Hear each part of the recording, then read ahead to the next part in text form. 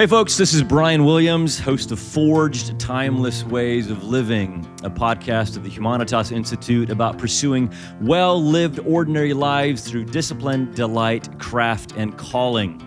Today my guest is Andy Crouch.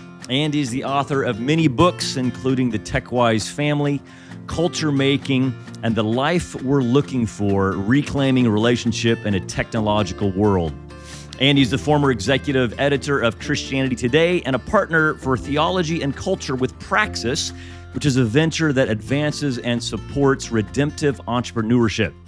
Today, I'm interested in talking with Andy about his most recent book, The Life We're Looking For, and basically where and how we can find that humane life in an increasingly inhumane technocracy. So no small thing, but welcome to the show, Andy. Thank you, Brian. Hey, before we jump into talking about technology and household, I'd love just to hear what your household was like growing up. So where did young Andy Crouch grow up, and what was that like? Right. So I'm the son of Wayne and Joyce. My dad was a university professor in the first part of his career, though never found his calling there and did not get tenure twice. So my family was marked very much by a couple attempts at that career on my dad's part, and you kind of get two chances, and then you have to find something new. And he had to find something new in midlife when I was a teenager. Meanwhile, my mother was trained as a pianist and taught piano, was my first piano teacher. One of my earliest memories would be lying under the grand piano as my mother was practicing scales or Scriabin or whatever. So raised by parents who loved us and struggled in a way to find a way to be themselves in the world. My dad never found that until he retired. Is that right? Passed away a few years ago. It was only in retirement that he kind of found his calling. Which was what was his field? What was his academic trained field? In communication, had a PhD in kind of communication. Okay. His calling was convening people, without a commercial output. It's hard to monetize that, right? So I'm very good at dinner parties. Exactly. But in his retirement years, which were also his grandfathering years, was very significant for our family. He collected this group of people who loved to go on adventures in central Massachusetts, where they were living at that point. And just took people way out into the woods of central Massachusetts to waterfalls and hiking trails. And he found what he was called to do. Just he never figured out how to make money at it. Amazing. So what impact did that have on you growing up, seeing Dad struggle vocationally? Were you aware of it as a kid and teenager? Well, when you're that age, I don't know how much comes to the surface that you can articulate. Yeah. But I certainly wondered... I wonder what it's like to have a successful father, because we moved for my dad's second job to an affluent suburb of Boston where people generally were doing pretty well. Yeah. My dad was teaching at Babson College, which is right in the suburbs of Boston. And, most of my friends, not everyone, but their dads were doing well. And my dad was not vocationally doing well. Loving dad, more loving than some of my friends' dads, but not successful. So I certainly wondered about that. What will it be like for me to go through my life? Will I find my calling? The other significant effect this had in my life is that move for his second job introduced me to a community of kids, high school kids, who were following Christ. And interesting. My father was not a believer. My parents were sort of mainline churchgoers, but it wasn't practiced in our home when I was growing up. And I came to faith through that move. So that was the other significant effect, was I discovered in Needham, Massachusetts, not the most Bible belty part of the world. No. Discovered these kids mostly, and eventually some adults, but initially a bunch of 13 through 18-year-olds who loved Jesus, loved me, wanted me to be part of their world. And how did you find them? Was this at school? Was this you got lost, wandered into local church on youth group night, or what? My parents dropped me off at the local Methodist church. They were like, this kid is going to need some friends. First week of freshman year of high school. And there were... You're serious? Oh, yes, I'm serious.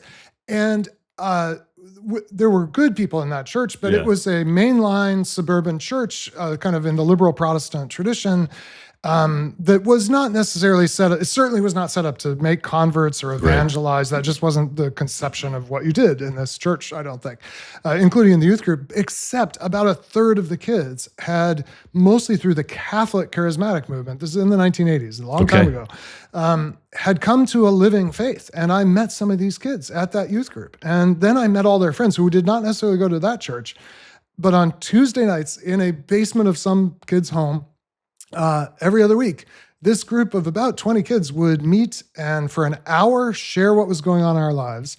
And then for an hour, uninterrupted, pray. With no adult supervision, no idea. These are teenagers, right? We're still teenagers. talking about teenagers in Massachusetts. Needham, Massachusetts. And it was the healthiest, almost healthiest imaginable introduction to Christian community. It was a genuine community of truthfulness, of love, of seeking God, with no adult supervision, which eventually some local pastoral folks found out about us and started leading us in some Bible studies and so forth. But that was my pathway into faith. And what'd you find there you hadn't found elsewhere? Well, honestly, I mean, gosh, I found a sense that God was living and active, even though mysteriously so. This was the era of the charismatic renewal in the Catholic and mainline churches, and we were all like going for it. There have been other waves of this. The like Vineyard movement would have been the next wave in a way. It was all with great perplexity, and I faked speaking in tongues for like a year and a half because because that was the thing. That I was guess. what you tried to do. Okay. Strangely, later got the gift of speaking in tongues completely separately in a totally different way. But in high school, I was just trying to make it happen, and yet, like underneath the mysterious and is this real? There was something real. So that would be one thing, and the other was friends. I just had the great gift all of a sudden of having a group of kids my age who wanted to be my friend. I was not a socially adept kid. I was kind of geeky. I'm sure that is very surprising to you, Brian. But up to that moment, just didn't really know how to make and keep and deepen friendships. And suddenly, through 4 years in high school, really got to do that. Wow. So this was freshman year of high school. That's a difficult transition, no matter who you are and where you are. But this was a new place for you, even. In this case, and just for me, my sister and my parents, this move was very hard, very unfruitful. My parents eventually moved away. My sister would have a very different story to tell about her high school experience. But for me, it was this way into faith. And my sister later came to faith. My mother came back to her faith. So there's a whole family story. Hey, tell me just a little bit more about that. What was it like for mom and dad to watch 14, 15-year-old Andy become, a member of this community? I mean, charismatic community, not just entering into a mainline church, but the kind of, what was it like for mom and dad? Was that natural or fairly easy? Terrible, I would say. In two respects. One is I was unbelievably judgmental and harsh in certain ways in how I related to their own practice of faith. My dad never would have claimed to really believe in God, but he did go to church. I mean, this was a family that did go to church, but in a very different mode than I was feeling was real, you might say, authentic. So I was so judgmental and so immature. And then I would also say, having now parented teenagers and having had that whole story happen, and they're now out in their 20s and on their own, in a way I couldn't even have begun to understand back then. I found this living group of people to be part of, and it took me completely away from my family. And suddenly I was mostly absent. I did my own thing through high school. This was also Generation X. There wasn't a lot of like centripetal forces in families back then. Like kids kind of did their own thing. But I think for my parents to both watch me become this very judgmental, slightly Pharisaic elder brother, and to just have me disappear in significant ways from the home, all of a sudden, because I had places to be, I had friends to be Yep, with, yep. and I was excited about all that. And they never, I think that was sort of how parenting worked during that time. We call it parenting like the 70s. I mean, I grew up in the same era. I grew up through the 70s and 80s. And whenever we let our kids do things now that our friends might not let their kids, we're just parenting like the 70s. You know? No, true. I would disappear for hours on my bike and come back for dinner. They would have no idea where I was. Yep. So some of that is very healthy. And there were lots of healthy things about our family. But when I look back on it, I think, gosh, there was a real loss in that season for them. Yeah. Of this kid who had been very much part of the household, who now is off doing his high school thing. I don't know if you've had this moment, this experience. I have a couple times where I've thought, okay, how old was I when my dad was my age currently? Oh, gosh. And I think, oh, well, that's who my dad was, because my dad has always seemed like he's 80, right? But he wasn't, because there was a time when I was 15 and he was my age, and I thought, oh, this is what my dad was going through when I was doing my teenage thing. Of course. And we never can conceive of the vulnerabilities of our parents until much later. And I think I saw some of it because unemployment and losing your job, like you can't hide that, and I knew that was going on.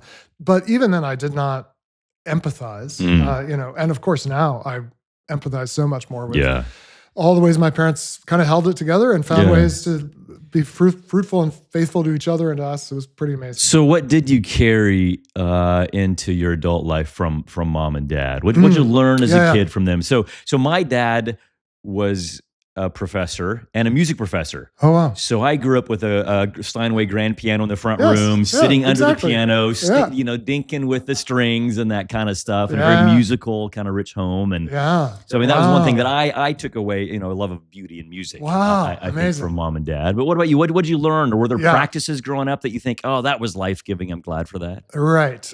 Yes. I mean, two very clear things, one for each in a way. From my mother, I definitely learned the pursuit of excellence in music. When you live with a musician, you hear them practicing. It's one thing to hear people playing. And I'm not the best practicer. I trained on classical piano. I'm decent. I'm not as good as I could be. And the reason I'm not as good as I could be is I'm not as disciplined, even as my mother was, in that the rudiments, the daily, like the scales, the arpeggios, the very small etudes that you do over and over again that allow you to perform. I got to hear that every day. My mom did that every day. She taught it every day. Is that right? Okay. So I wish I could say I completely lived that. But it was a real contribution to my life. But you did become a piano player. My dad had 3 sons. None of us are musicians. Really? We all did piano, and I played sax and guitar, but never well. And part of it was that discipline thing. But you did pursue.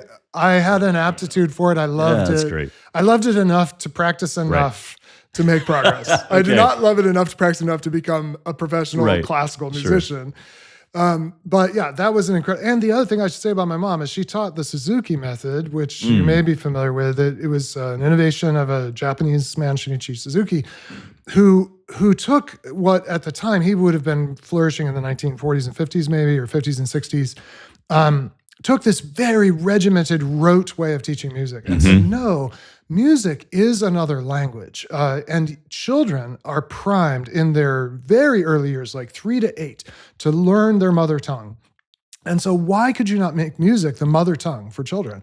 So he had this ear training method that involved the presence of the parent, very interesting, very relational, very much about hearing in the loving presence of a parent, the music you're supposed to make and imitating rather than reading it off the page. Right. And so I learned this way with my mom that starts with the ear, and therefore you absorb it because language is learned by listening, not by reading. Reading comes later. And gosh, what a gift that was. Later in life, especially when I apprenticed, I ended up going to apprentice in the Black church, in the Black gospel tradition, which is a completely ear-based tradition. Oh, that's right. There's no written music really to speak of. And gosh, if I had not had that formation, classical training, starting with the ear, so that I could hear things, I would have been completely lost. Well, I mean, it's just interesting because when in education, I mean, there's massive educational implications for this, right? To think, how do I introduce someone to a body of knowledge or a skill or a discipline? And one of the educator I like has a wonderful essay called Educating by the Muses. Oh, And he says we nice. should never introduce the young to reality except under the conditions of delight. Oh, wow. And I just thought that seems right? Like Yes. I can put Homer in front of a student, or Shakespeare. This is the worst, right? You can put a Shakespeare play in front of a student and say, read it. Yes. Oh, Or gosh. you can take them to a play. Yes. Right? And Yes, you yes, introduce yes. them to it Yes. under the conditions of delight. And it Yes. sounds like that's what your mom did Yes, with music and the very much Suzuki so. method. Yeah. And Church then is the same. Right? Like yeah, I of can course, of I can course. teach you doctrine, or you can come Read participate. theology. Yeah, or you can participate in an Eastern Orthodox or a Roman Catholic service or whatever it happens to be. So Yeah. anyway. Then from my dad, I would Yep. say delight in the physical world. My dad, he loved people. He loved gathering people. The other thing he loved to do at a tinkerer level was just work with stuff. And he was a physical kind of Like what? Did you have a workshop? Did you have like a workshop? wood? Is this lots of chopping wood? Lots of not fine art, like just making stuff work well enough. Okay. He grew up on a farm with not a lot of there you go. resources. And so he'd be out doing stuff all the time. And it's amazing how much of I spend a lot of my time in front of a screen and working with ideas and reading and doing geeky things like that. But the older I get, the more time I spend like chopping wood and doing things around the house and fixing stuff. what's that do for you? Why is that important, do you think? Well, for one thing, when you succeeded, which is never true in writing or, the more idea-based stuff that I do. Where The water no longer leaks out of the pipe, or, right? Listen, I replaced a filter in our filter assembly. It's like a repair job. We would have paid, $700 to have a technician come in. I did it the other day in our refrigerator. And at the end, you're like, it is done. That's it is right. done. There are no leaks. It is That's tight. right. Everything's flowing the way it's meant to. That's a very low level of artisanship, but just being able to finish it. And honestly, I feel the pride of my dad when I do that. I'm like, Dad would be proud that I did not call the service tech, but I figured out what was needed and did the work and solved the problems I encountered along the way. And that's amazing. That's very cool. And living in the material world as material creatures, and there's this kind of connection. I don't care what it is. Like if you're just coming up against stuff. I mean, for some of us, some guys, they live in the world of stuff. For a guy like you and me, I kind of live in the world of ideas. Sure. So to be able to interact with kind of the really real material world, you may have heard it said that people who work with their hands need to rest with their minds, but people who work with their minds need to rest with their hands. One of the best things happened for me in grad school. We lived with a family, and we're kind of au pairs for them for several years. But she was a master gardener. The wife was. Oh wow! Yeah. And so I could leave class and then go shovel manure and pull weeds. And it was such a gift for my mind to rest and just let my body do something that I still I miss those days of shoveling, manure around Julie Lane Gay's garden in Vancouver. Because that was for that. I've been to that garden. Oh, have you? Okay. Well, and it actually strikes me. You're welcome. I did a good job with it. I Sorry, know, Julie. you're I really had part of very this little. story. I was grunt work. Well, I was thinking about the smell of the manure, right? Yeah. And I was thinking, it used to be that intellectual work had a smell. The smell of books is a real thing. The smell of a library. But so much of our work now has shifted to these completely sanitized, like inert things called screens. And we've actually lost even some of the sensorium of intellectual life, the flipping of the pages. Well, and that's why when you read or, something on a screen versus a book, you retain it much more if you read it from a book than a screen. And it's that full sensory experience of the tactile holding the book, the smell, the turning of pages, all contributes to that. Yeah. So, hey, let me stick with that kind of household idea. In the household you grew up in, and the kind of rich household there, because I know you're concerned, obviously, in so much of your writing about technology, about screens and social media, and the kinds of things we've just referenced there, and what that does to a household, and how that negatively impacts a household. But let me start by asking you a huge question. What's it mean to be human, Andy? And here's why I asked that. So because before we're able to critique how a technology negatively or positively of impacts course. a household of humans. Yeah, you have to We gotta have some some understanding of what it Right. means to be human or to flourish as humans. Yeah. So I know you reflect on this in some of your books, but Sure. how do you explain, like, what's it mean to be human? I do have a take on it. And I get at it by asking, because I do anchor my own life and thought as much as I can in the life of Jesus, the life and teaching of Jesus. I have thought about the question. If you ask Jesus, what is it to be human, or to intensify it, and you use this word, what is human flourishing? That is what is human at its best. Because I think we can do some minimal specifications. It's Sure. it's a certain genetic inheritance. It's a certain but where we go, like meaning implies where are we going, where are we meant to go, and when we ask that question in terms of flourishing, we are consciously, in your case, unconsciously in others, drawing on the Greek tradition, going back to Aristotle, who asked the same question. And there's this amazing tradition coming out of and through Aristotle of answering it. But Jesus might have known of Aristotle, but Aristotle was not the way Jesus thought. Jesus thought in terms of the Hebrew Bible. Right. So I wonder if you had gone to Jesus, who probably didn't even speak Greek. He probably spoke Aramaic and read the Hebrew of the Hebrew Bible. And you somehow got Mark or a friend of yours to translate. And you said, okay, Jesus, I really need to know, what is eudaimonia? And right. Mark's like, we don't have a word for that. You're like, well, tell him, like, what is it to be a human being fully alive, right? Yeah. I really think I know what he would have said. He would have said, you're asking the question all the rabbis ask. What is the greatest commandment? So the way into this question of what is it to be human for the Jewish tradition is we've been given this law. This law discloses to us what it means to be particularly the people of God in the world.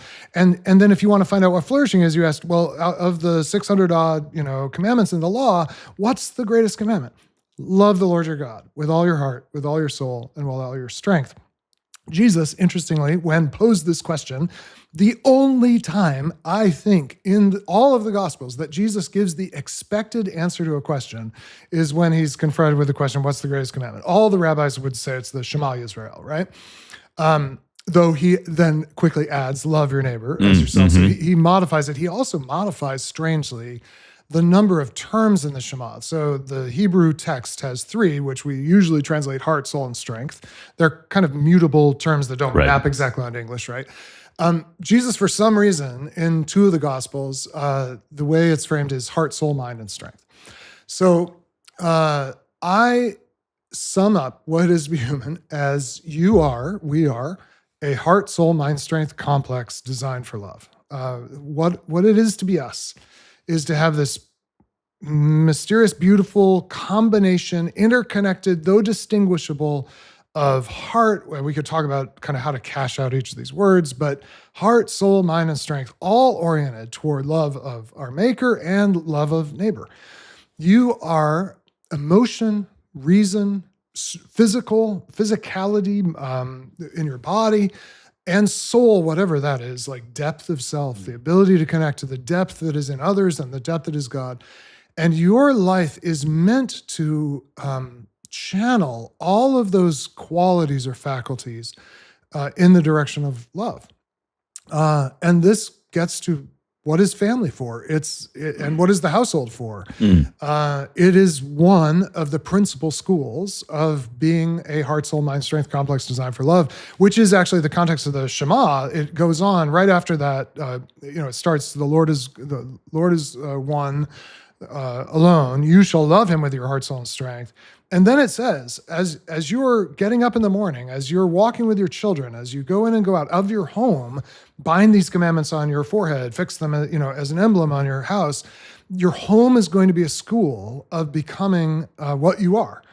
And so I see really there being 3 perennially formative institutions for human beings. The home is primary, really. The church, let's say in our Christian context, but religious community, the place where we're inducted into a community larger than just our own family that is oriented toward the God who made us.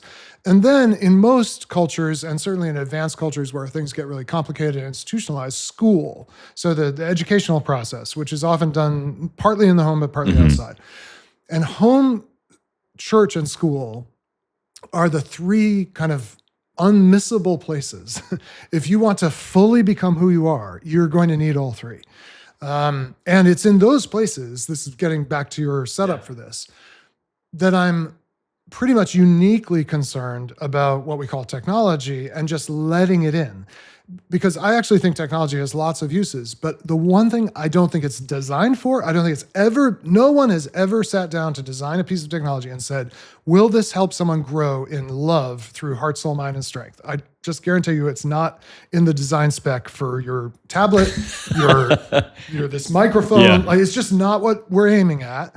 So these things are not designed for this prime directive of humanity. Right. And in fact, I think, for reasons we could talk about, they are profoundly undermining of the formative processes that actually allow us to grow into what we're meant to be. Okay, so let me. That was a long answer. No, that's good. It's great. It's great. I knew you had given this a little bit of thought. So let me back up and take another run at this and cover some of the same ground, just slightly slower. So heart, soul, mind, and strength. When I ask what it means to be human, you respond with Jesus' answer: to love your God with heart, soul, mind, and strength. Just unpack those four really briefly for us again. Yeah, well, or is it like in the Hebrew mind? They're not Aristotelian. They're not medieval scholastics. That's right. And so there's much more fluidity between these four terms. Exactly. And they loved poetic repetition, using the same word, using different words to say the same thing over and over. That's right. So we shouldn't over distinguish them in a kind of analytical or kind of maybe more Greek way, though that's the gift of the Greeks, is the kind of attention to fine distinctions. And we can, I think, apply that to some extent.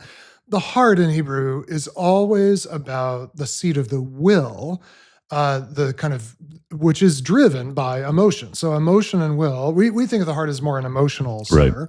And they include that for sure. That is part of what the heart is. But it's the way your emotions shape what you go after and what you avoid. In an Augustinian sense, my desires. And my desires, I pursue what I desire, what I love. Yeah. Right. So I think it's really important to note this term all. So because it helps illuminate, like, there's a way to live a half-hearted life.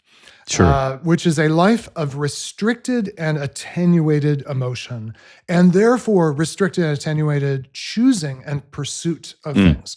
And those two are connected. Like, it's to the extent that you have the capacity to feel the fullness of what it is to be a person in the world, and then out of that to choose ideally the good, because the right ordering of the heart should lead to choosing the good. That would be to live with kind of full-heartedness. And one way I illustrate this is I actually think it's a fair question.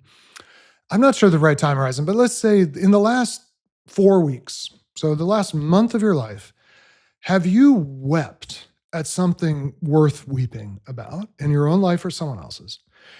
And have you, at some point in the last 4 weeks, laughed uproariously at something that's just so hilariously wonderful that you're just like, you can't help but laugh?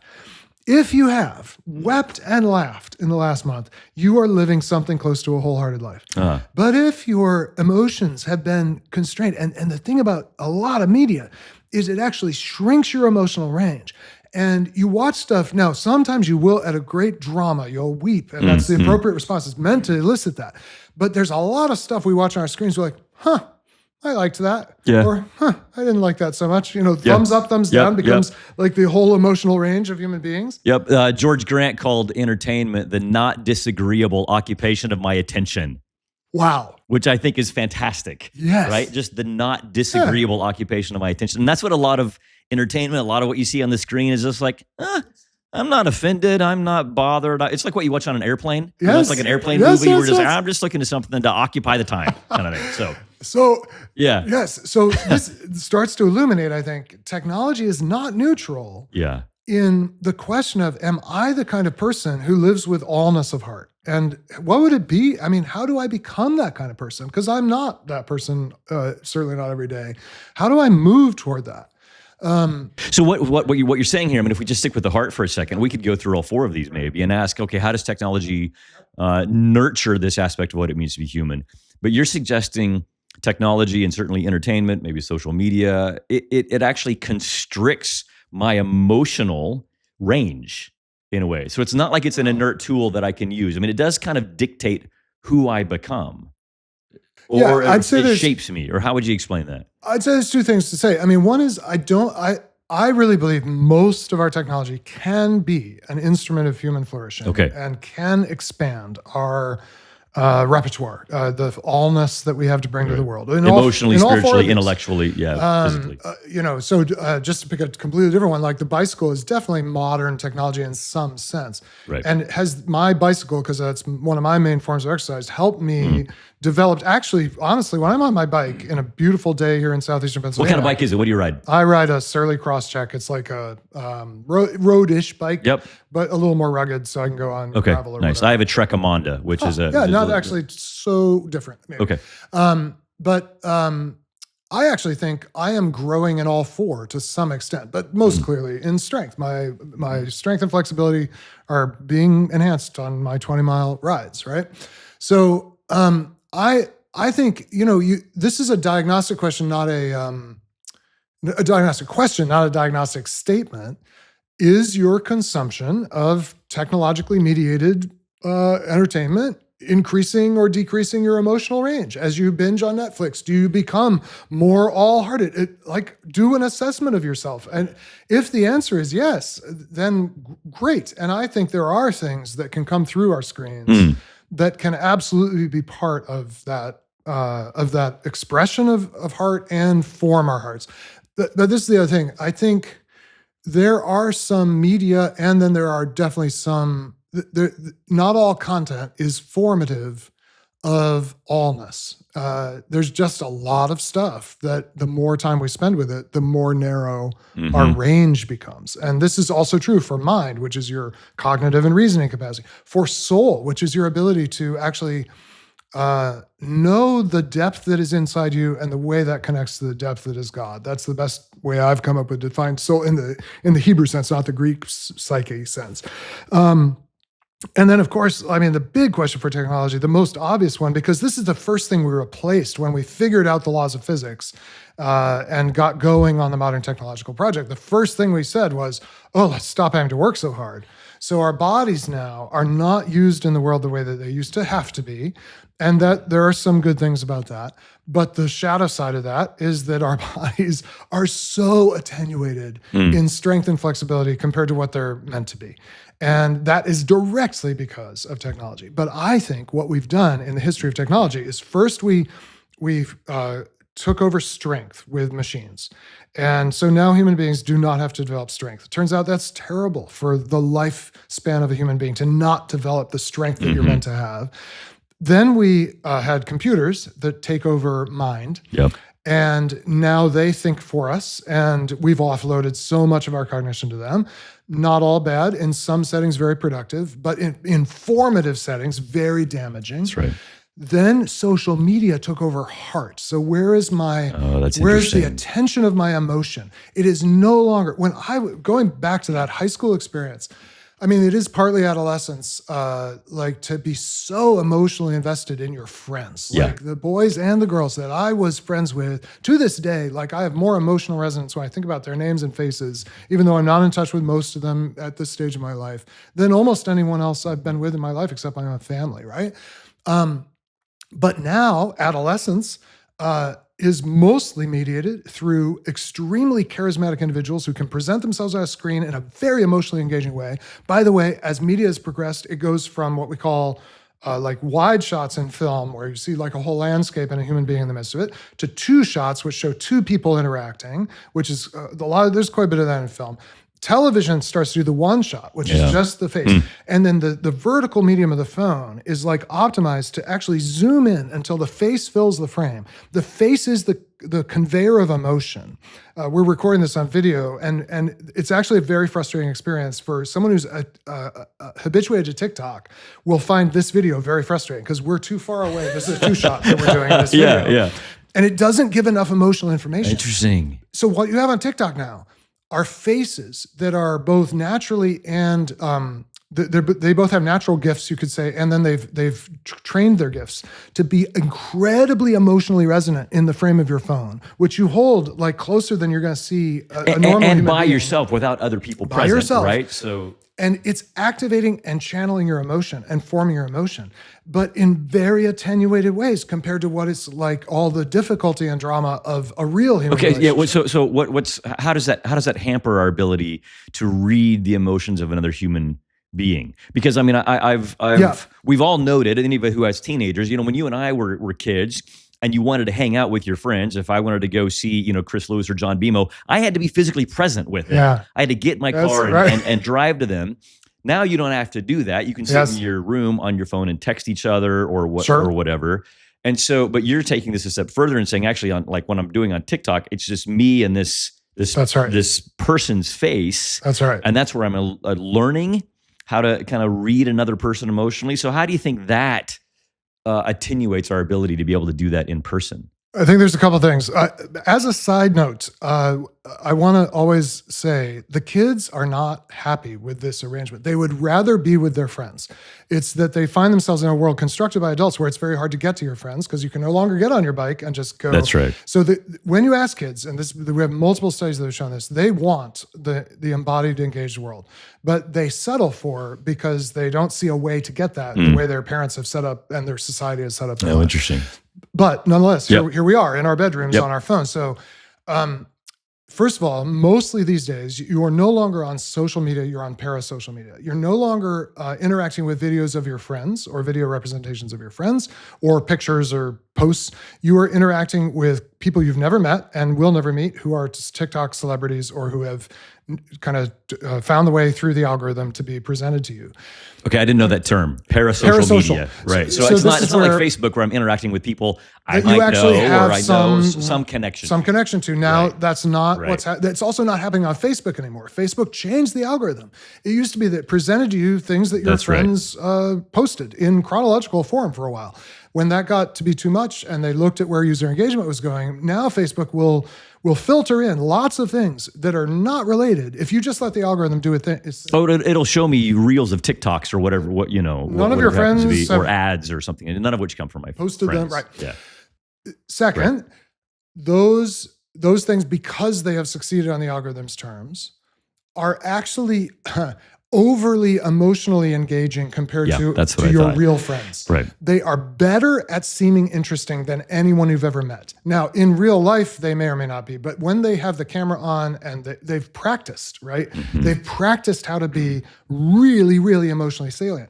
The problem is, strangely, I think, that does not help us become ourselves more emotionally resonant with each other. To use a musical analogy, I can listen to amazing music all day long. It doesn't make me a musician. Now, what is amazing music? It's both there's some technical abilities you have to develop, but then it is emotion. Music is, among other things, the channeling in amazing ways of emotion through sound. To become a great musician, I have to spend so much time on rudiments that are much more difficult than just listening to something. And just listening to it can give me something to shoot for. It can give me a sense of, gosh, if I really work at this for 20 years, I might be able to do something like that. But it does not, the consuming of it, first of all, doesn't make me a musician. Like watching the World Cup does not make me a soccer player. If only. I'd be an amazing soccer player if that were the case. But furthermore, the fact that at any moment, instead of sitting down and practicing the piano, I can just turn on piano music or whatever music I want is a massive disincentive to go do that very difficult thing called practicing the piano. And I can just have music in my home. Well, same thing with emotional maturity. Oh, fascinating. Or emotional engagement. I can have any moment I want an incredibly emotionally engaging thing that is one way. With whatever my mood is. Oh, sure. Right? If I want something funny, if I want something silly, if I want something poignant, maybe I can find it. So, and it's unidirectional. I don't have to become anything. I don't have to give anything back. And I can turn the person off when I'm done. And there's all this optionality. And so there's so many reasons I would prefer that, right? Or I can go have a very awkward encounter with another person, even my friends, where we're learning how to love each other. We're learning how to read a much richer array of signals than we get through the very narrow channels of media. The other thing I'll say is the kids absolutely, because they're young and neuroplastic, they are adapting their communication to make it work, to have video conversations that are real. I'm not saying those aren't, if it's with your friends, it's a real social relationship. But the strategies that sort of engage and keep the attention, we all know this from, if we are at all self-aware and we've been on Zoom ever since the pandemic, that there's ways you have to like comport yourself and engage with the camera, and that are not actually, don't lead to the healthiest range of possibilities. You're very constrained. Kids have learned how to make this work because it's the world they're living in. It's not the world they want, and it's not the world that develops, I think, the allness that we're meant to have. I mean, aside from the fact that as you sit there having maybe a very heart-engaging experience, you're inert physically, rather than being out on your bike or walking or even playing a game in person. You're just lying on your bed. That's very bad for you, not just physically but psychologically. That's also restricting your heart in a way. And so anytime you are tethered to a screen, you are narrowing your gaze, you're narrowing your body's kind of presence in the world in ways that actually are ramifying into all four of these dimensions. Yeah, so I love one piece. I love several things in your book, but you have this kind of progression that I found really illuminating, where it's when a new technology is introduced. The first. If you correct me if I'm wrong here, the first it says, look what you can now do, you can. And now you can, and then that moves to now you'll no longer have to. But then that moves very ominously to now you'll no longer be able to finally now you have to do this new thing. Can you just walk us through those four? Yes. Because I think that's really fascinating. Yeah. That sense, especially that third one, now you'll no longer be able to. Yes. So just take us through those four real quick. Yes. And I think if we keep in mind these four dimensions of what it means to be human, heart, soul, mind, and strength, this kind of progression applies to all four of those, which is what you've just been describing. But describe those kind of four stages for us. So I call this the innovation bargain. It's a bit of a remix. Others have observed similar things. Marshall McLuhan had a similar kind of tetrad, he called it. But I basically would put it this way. Technology is sold on empowerment and liberation. So these are the two now these good things are going to happen. So the first is now you'll be able to do something you were not able to do before. Technology absolutely opens up the scope of certain things we were not able to do, either because literally, like now you can refrigerate, which we couldn't do before, but also now you can travel very fast, whereas before so that's empowerment, like opens up new abilities. And we're like, ooh, I want that. But then equally powerful, and interestingly, by the way, when Francis Bacon, who's a very, very important figure in kind of the history of how we've conceptualized technology, when he's thinking about this thing at the dawn of the Enlightenment, at the dawn of the scientific revolution, he says, if we could get nature to reveal her secrets, we would be able, and he says, to engage in the relief of man's estate, the relief of the human estate. And what he's thinking of is all the burdens of being human, the burden of disease, the burden of work.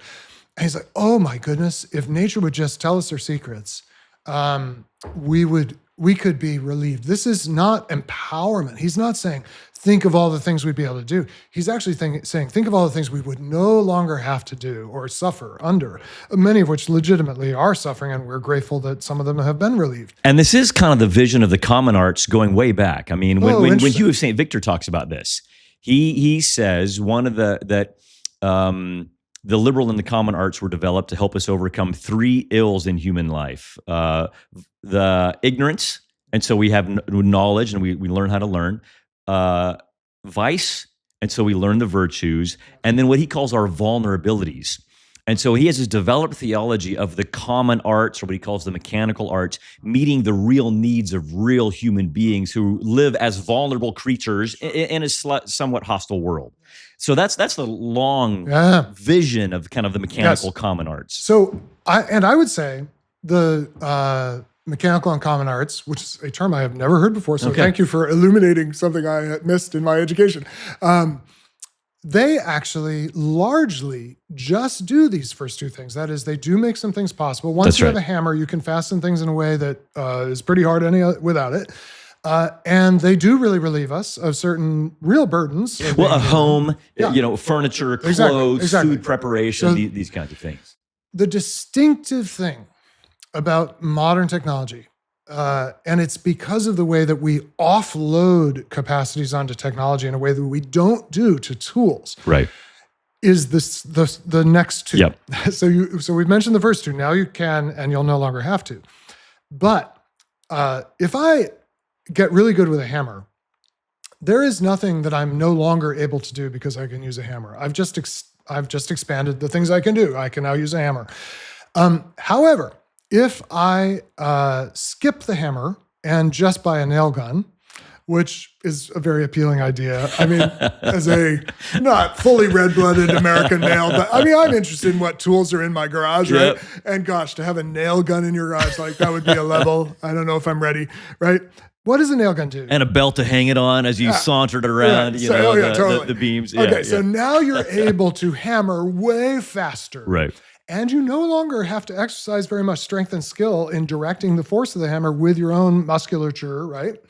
Now you just like put it where the nail needs to go. There's very little hand-eye coordination involved, right? Exactly. And especially if you never acquire the hammer and you skip to the nail gun. Right. So, master carpenters obviously use both, but they started with a hammer. If you, an ordinary American consumer, going to Home Depot, you're like, I got a lot of things to get nailed. I'm not very good with a hammer. Can you give me something that'll just get it done? They'll sell you a nail gun. And you will actually no longer be able to use the same level of strength and skill that you would if you'd kept using a hammer.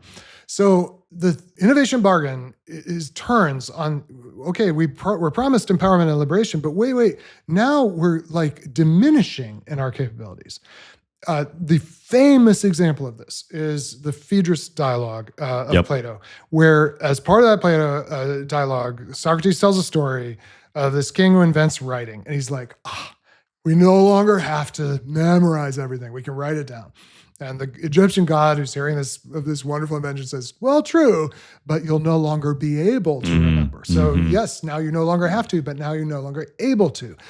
So this is never in the sales sheet. This is never in the ad for the device. And not all, in fact, I would say tools, which I use to refer to pre-technological human inventions. Okay. They don't generally do this. Now, writing, I would say, is the first technology. I actually say writing and money are the primal technologies that empower and liberate us, but also actually they're the first things that come into the human story that actually have these knock-on consequences that were not fully disclosed, let's say. And writing is clearly an example of something that does do this. But most tools, even a pencil, the fact that you can use a pencil doesn't mean you can't do other things. But a typewriter or a digital device, you start to lose capability. I was going to say word processor, but that shows my age. Right. A computer, something like that. Yeah.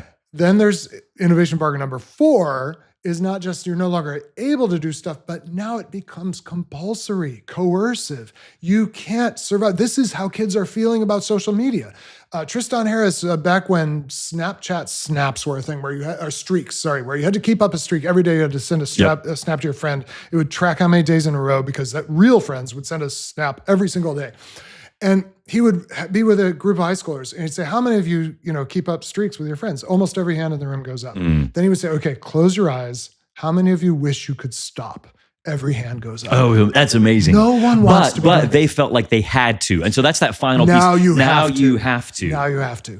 And only technology, I would say, has this steep trade-off where, yes, it does deliver certain kinds of empowerment and liberation, but it's almost definitional for technology that unlike traditional tools and the common arts, it actually robs us and coerces us, robs us of things we once could do.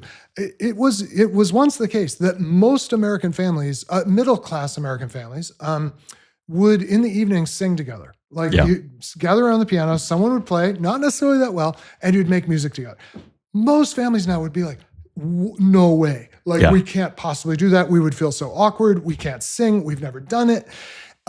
You no longer can do it. And now to hear music, you have to subscribe to a streaming service. There's all these coercions that come in.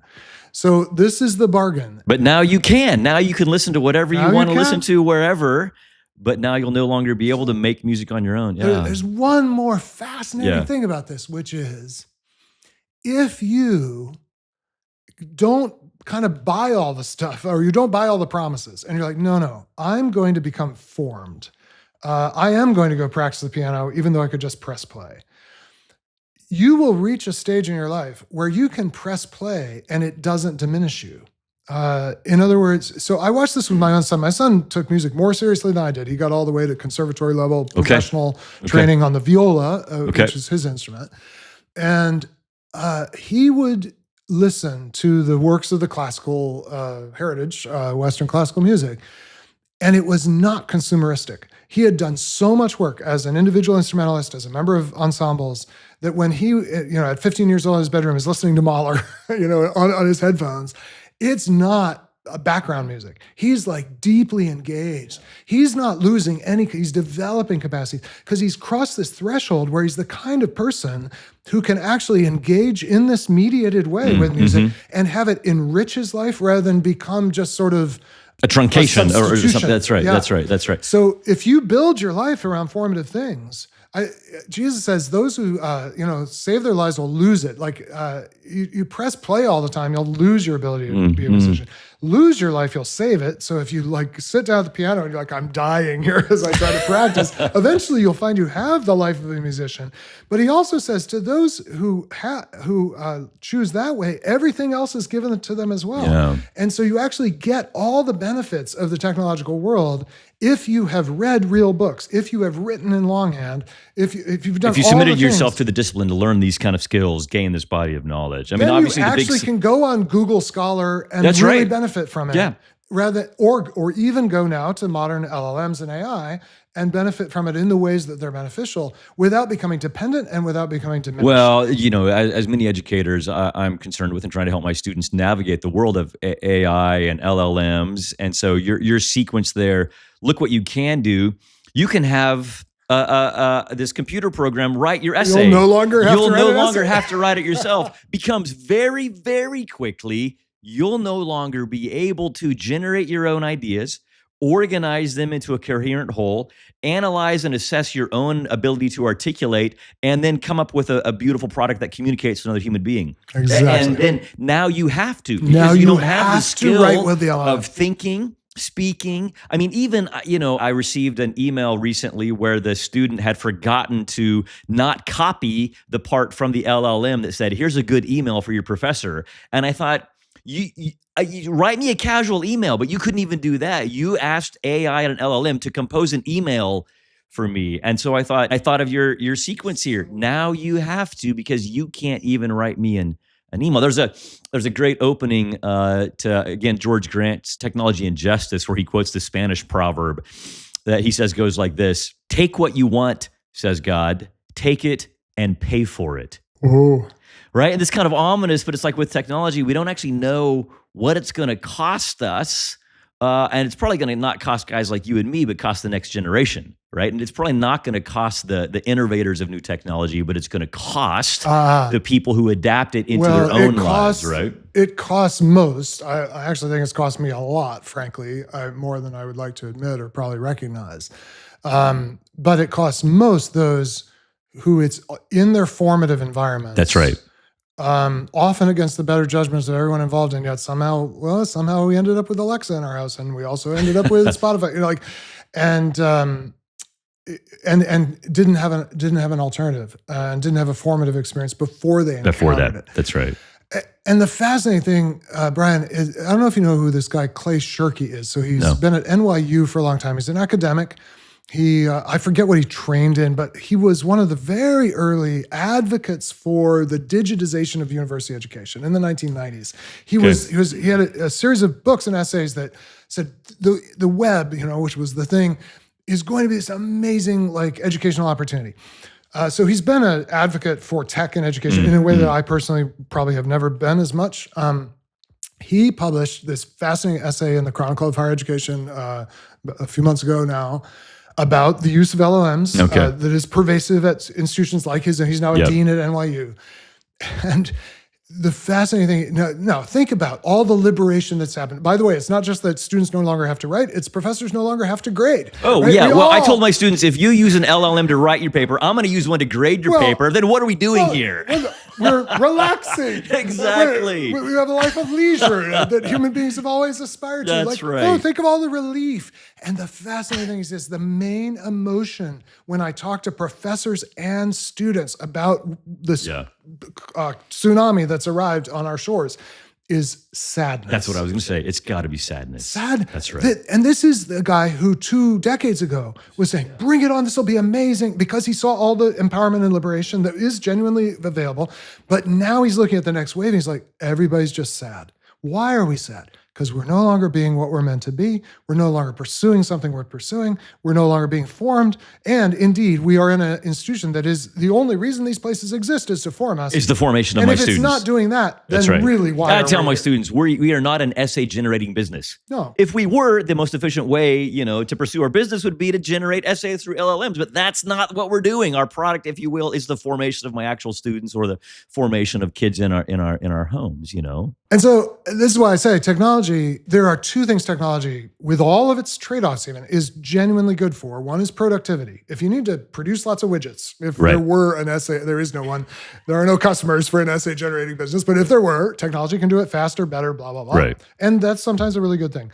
The other thing I should say it's good at is protection. Technology can take risks off the table that add nothing to human flourishing. When the airbag detects a collision, and before I even know the collision is happening, that airbag is rushing toward me to protect me from the collision. My goodness, that's an amazing thing. When the IV intravenous delivery system can deliver a precise amount of medication, no nurse could ever keep up with it or keep that much close attention. Gosh, that's so good.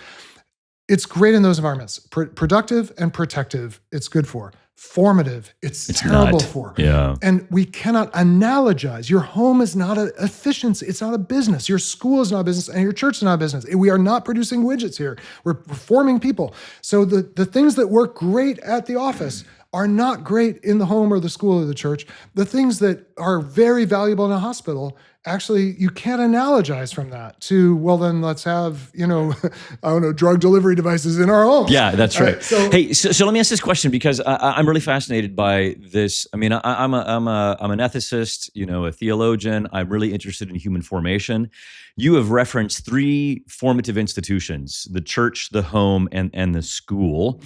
Those are the 3 places where most of us are formed, and where we are formed in our youngest days, and what in our most formative years we are embedded in church, home, and school. Right, that's right. So if that's the case, then it would make the most sense to try to create a common culture, a common formative culture between those 3 places, so that kids are not being formed one way in one institution and undermined in another one. And so think with me about this, because I think this is really interesting for all of us to think about. Educators, priests and pastors and parents.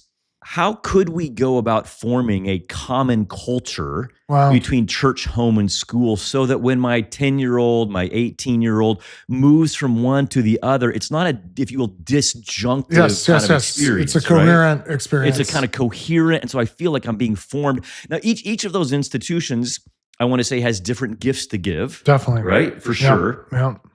But how could we go about creating a common culture between those 3 institutions? Wow. Well, when I think about culture, I resist idealism, kind of with a capital I, the thing that the sort of way of thinking that says, well, we have to change people's beliefs and then they'll behave differently. Sometimes it's better to change people's behavior and then they believe differently. Yep. So I'm always thinking about the material side. When you're talking about creating a common culture, how do you create an embodied, physical, material reality that then shapes our imaginations? You can also start. So my first thought was, well, we need to have a consensus that what we're here for is to learn to love the Lord our God with all our heart, soul, mind, and strength, and love our neighbors as ourselves. Apprentice our children to do that. I actually think there's a kind of round robin sense to this that in a way pastors need to be exhorting parents, you might say. Your home is not a place of leisure and it's not a place of efficiency. It's a place of formation. And that's hard for you and your kids, and we're here to help you.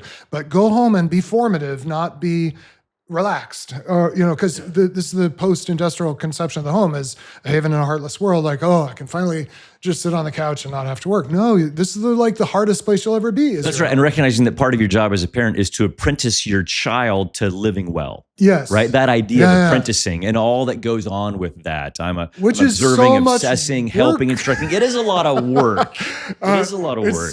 But because I have a device, I can go sit in my office and my bedroom, and they can sit in theirs and have the not disagreeable occupation of our attention for a whole evening. So in a way, the pastor needs to be exhorting the parents, like, okay, go back out there again this week. Make it. I know it's been hard. Here are some resources.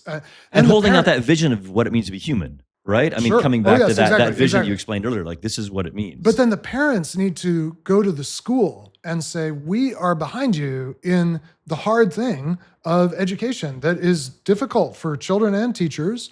And we are especially behind you in not taking shortcuts that make it easier for the adults, but at the expense of the formation of the kids. Because I say we introduce technology into children's lives, not to solve children's problems, but to solve adults' problems. Yep. And this is true both at home, where we need some quiet, get out the iPad.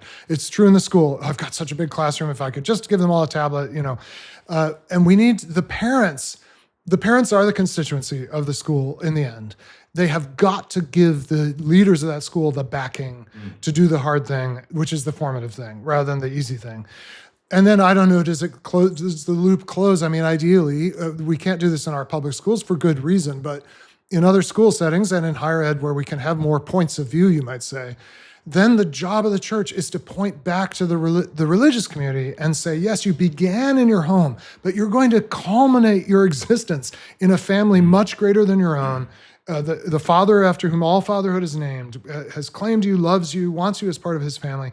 And there's an account of the world emerging from that family that makes more sense of everything human beings have ever done and thought. And we're here to help you make that connection between what the church teaches and what you're learning in school.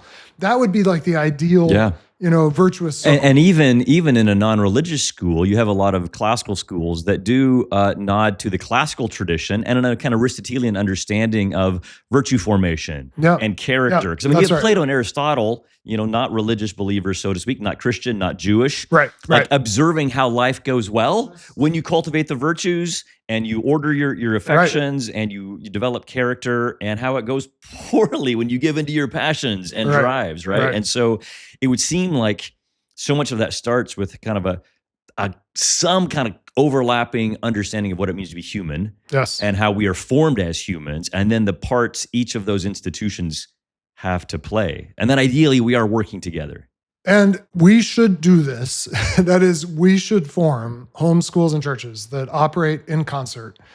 And we should also recognize, to a first approximation, it's probably never really been done. So the history of education in America, my potted understanding of it, I'm not an expert on this, is we really were trying to form citizens of a republic, which is a slightly and importantly different thing. I think in the the post-war paradigmatic 1950s, I think homeschool and church did operate in concert to form a certain kind of human being. Unfortunately, it was a kind of citizen subject of the American empire in its militaristic and expansionistic kind of ambitions over against the Soviet empire. I mean, I'm not saying it was all bad.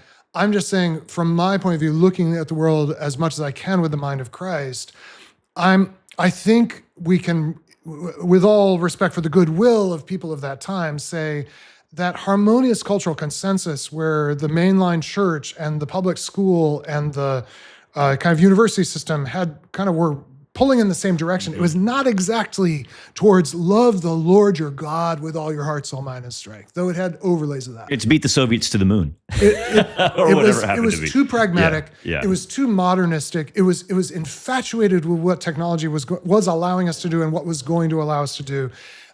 It was the machine age in its fullness.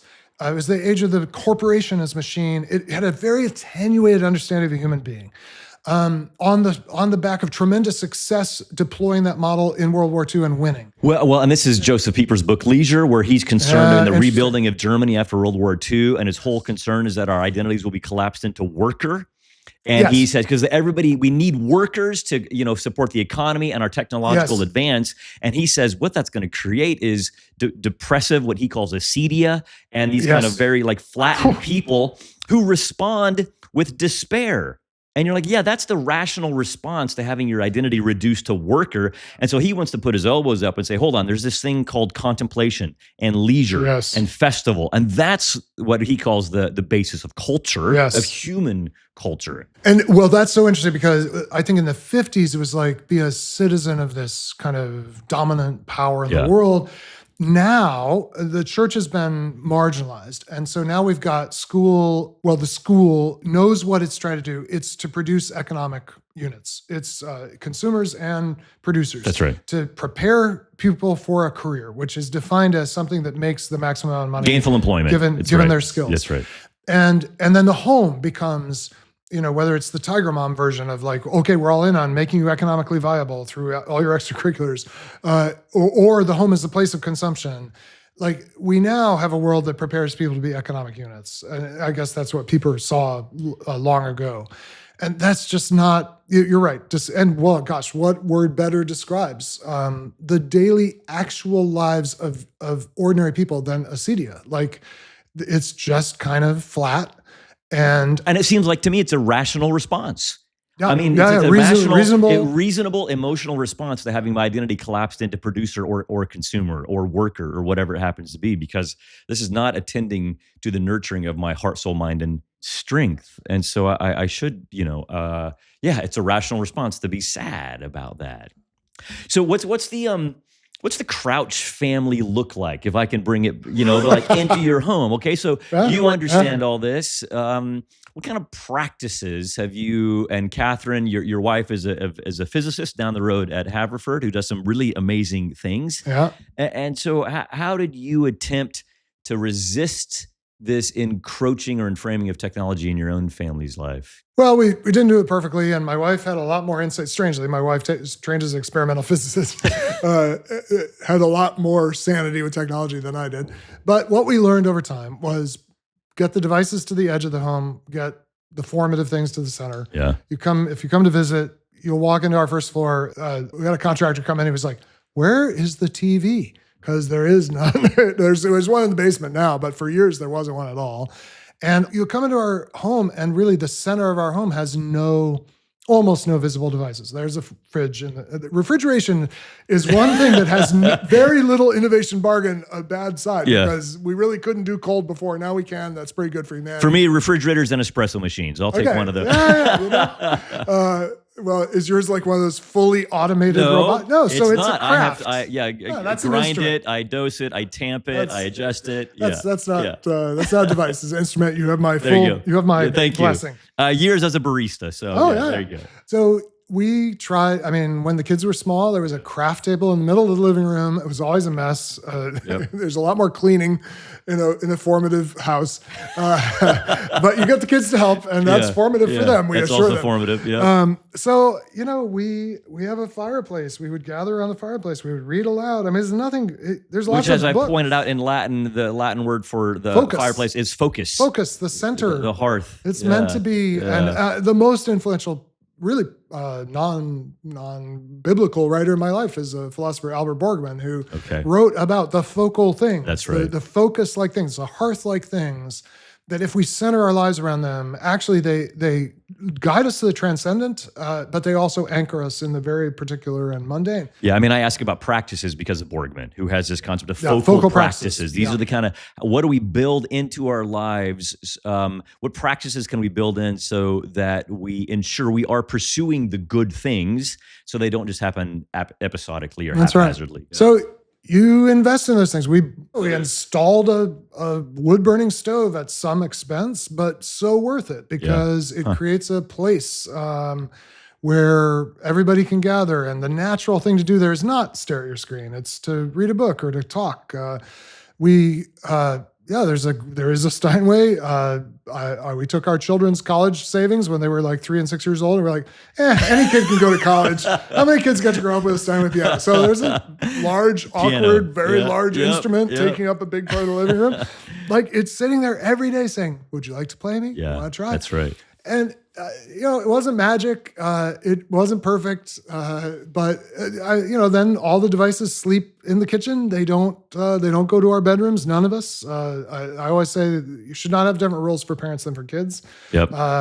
Everybody puts their phone to bed before they go to bed. Yeah, I often tell teachers that teachers need to be the kind of people they want their students to become. It will never work. Because they will, unless they do. And it's the same way with parents. You need to be the kind of person you want your child to become. We go first. We do the hard thing That's right. first. And it's hard for us too, but it's also formative for us. So, our kids, it was awkward. They were a little awkward just by who they were. But, my son would bring 8 to 10-year-old boys over to play, friends from school. There are no video games in our house. Yeah. And it might be an exaggeration, but it sure felt as a parent like not one of those boys, with one wonderful exception, ever came back. One time, they were so bored, they were so disoriented. Yeah. My son at 8 years old was not like maximally fluent in how to make it fun for some random boy from school. Like they were like, I'm not going back there. And so that was hard. My kids in high school, I think, often felt out of step with just the entertainment that their friends knew about that they didn't know about. Today they're in their 20s. My son and his wife now have a child of their own, a little baby of their own, and they wouldn't have it any other way. In fact, they're more radical than we are on this day in their own homes and their own practices. And they would just say, thank you for giving us a little window into life. So, gosh, are there days when I end up on the couch with my glowing rectangle? Yes, many. So I mean, but there are some anchor disciplines that kind of ground your life in formation. And I think those have borne some fruit in our home, though we have a long ways to grow. Yeah, but I do think that idea of practices is essential. How do I practice this? So it's not simply generating the will, like, okay, I'm going to do this or I'm not going to do this. It's how do we build these practices into our lives that orient us as a family or as individuals to this kind of flourishing, fully human and the beautiful thing, so one of the most fundamental practices for me for the last almost 10 years is in the morning, the first thing I do after I make some tea is go outside. Before I look at any screen. And the beautiful thing about that practice, which is super simple, like I'm not necessarily out there for a long time. This morning I was probably out for 20 seconds. Is it's so rejuvenating. Yes. Like it's a reset. It's like when I wake. Yeah, that's right. That's right. Yeah. But for the reason I started doing it is I was getting up in the morning, going down while my tea was brewing, picking up my phone. This was when I had a lot of notifications I turned off. I'd see all this stuff that was interesting or informative or outrageous or whatever, all like showing up. As your blood pressure slowly rises, right? I was your like, anxiety. This is not healthy. So I decided, okay, before I look at that, I'm going to go outside. Fine. But the first 2 weeks, it was ridiculously difficult. It's so embarrassing. Like it was like this spiritual battle. It was like the phone was speaking to me. Andy, step outside. I don't want to step outside. Step outside. No. The phone, for me, it felt like the phone was like calling. It was. Don't you want to check me? It demands how it's to be used. And I would be like, get thee behind me. So 2 weeks of that. And then one morning I get up and the switch is totally flipped. I'm like, why would I look at the screen when I can go outside? I can smell the morning air. I can hear whatever birds are in our neighborhood. I can, feel like a small little creature in a beautiful big world that I'm not totally responsible for. Whereas on the world of the screen, I'm this big creature who's totally responsible. And ever since, like it hasn't even been a temptation to look at my phone. But you do have to go through that disorientation and dysregulation where it's like, oh no, I don't know if I can do this. No, you can. And on the other side of it, you'll wonder, why did I ever? It's actually liberating. Yeah, that's right.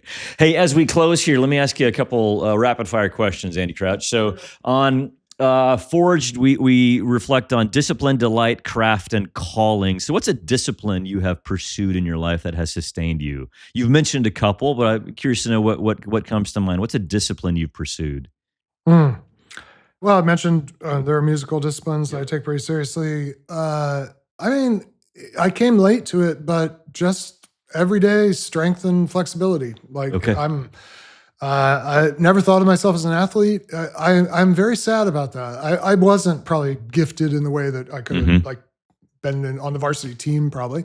But I'm really sad that I didn't sooner think of myself as, I'm training my body. So in the winters I row, in the summers I bike, and it's pretty hard work. And yesterday on the rowing machine, I'm like, why am I doing this? I hate this. And then then you're done though, and you think, oh, yeah. You get endorphins, and so I would say in my 30s before I figured this out. Okay. And I'm just so grateful I realized, I am an athlete. Not a professional athlete, not a varsity athlete, but I am training my body. And it's been so good for my health in every sense. And we've got such a great area here to cycle through.